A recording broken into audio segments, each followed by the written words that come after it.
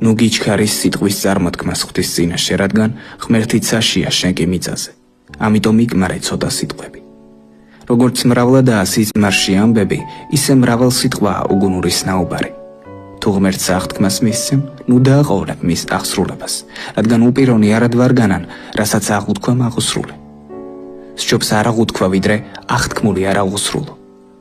ნუ ათქმევინებ შენს ბაგეებს ისეთ სიტყვას, რომ ცოდვაში ჩაიგდო თავი. ნურც იმართრებ თავს ანგელოსის წინაშე შევცდიო. რად უნდა განრისხდეს ღმერთი შენს ხმაზე და დაღუპოს შენი ხელით ქმნილი. რადგან ბევრ სიზმრებს ბევრი ამაო სიტყვა ახლავს, შენ კი ღვთისაგეშინოდეს. თუ სადმე ქვეყნად იხილავ ღატაკთა შევიწროებას და სიმართლისა და ჭეშმარიტების შერყვნას, ნუ გაიგვირვებ, რადგან მაღალს უთვალთვალებს მასზე მაღალი, ხოლო მათ ზემოთ კიდევ არის უფრო მაღალი. უკეთესია ის ქვეყანა, სადაც მეფე ქვეყნისთვის იღწვის. ფულის მოყვარული ფულით ვერ გაწყება და არც სიმდიდრის მოყვარული თავის შემოსავლით. ესეც ამაოებაა. ბევრ დოვლათს, ბევრი მჭამელი ჰყავს, რაღად არჩება პატრონს მისას, მხოლოდ ყურება.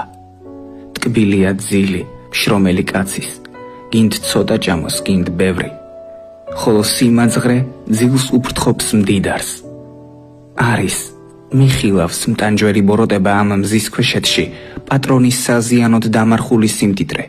დაიკარგება ეს სიმდიდრე უბედური შემთხვევის გამო და შვილი მისი ხელსარიელი დარჩება. ისევ შიშველი გაბრუნდება, როგორც მოვიდა დედის მუცლიდან და ვეღარაფერს მოიხვეჭს შრომით.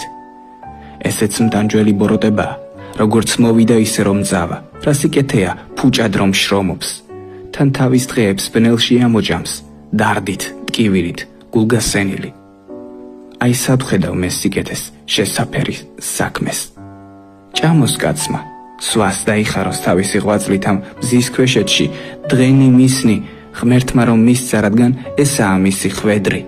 კაცს ღმერთი აძლევს ქონებასა და სიმდიდრეს და იმის შნოსაც რომ მოიხმაროს, მიიღოს წილი და გაიხაროს თავისი შრომით.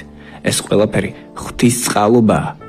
და რა კი ვეღარაფერს გაიხსენებს კაცი თავის სიცოცხლეში, ღმერთი მისცემს მას გულის სიხარულს.